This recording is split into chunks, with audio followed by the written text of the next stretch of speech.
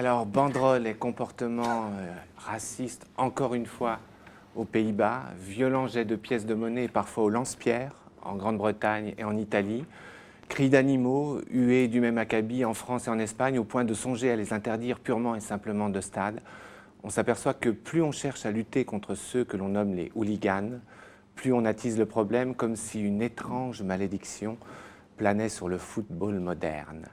Alors les spécialistes polémiquant sur les racines du mal, j'ai plutôt cherché, moi, à identifier les racines du mot, apparu outre-Manche il y a environ un siècle.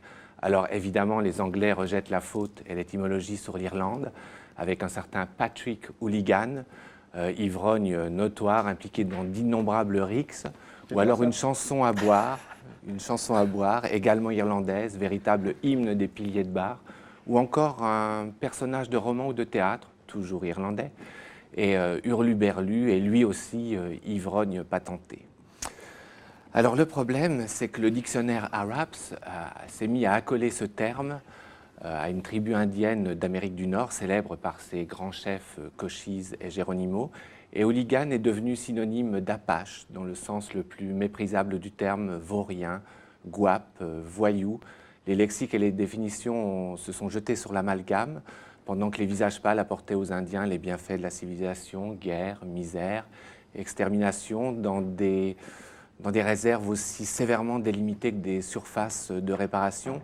Les historiens attribuent à Lord Geoffrey Amherst, commandant en chef des troupes anglaises en 1759, la généreuse distribution de couvertures contaminées par la variole et la rougeole, mortelles pour les Indiens qui étaient réputés non résistants à ce type de microbes.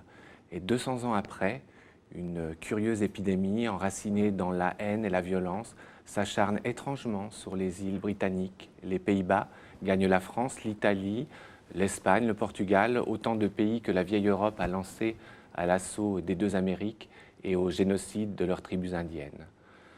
Alors moi, je me fais une petite réflexion. Je me dis que peut-être à force de galvauder leur nom et de l'accoler à d'odieux couards, la mémoire des braves chevauchant les vastes prairies a peut-être été profanée une fois de trop par ces poltrons ivres de pelouse artificielle.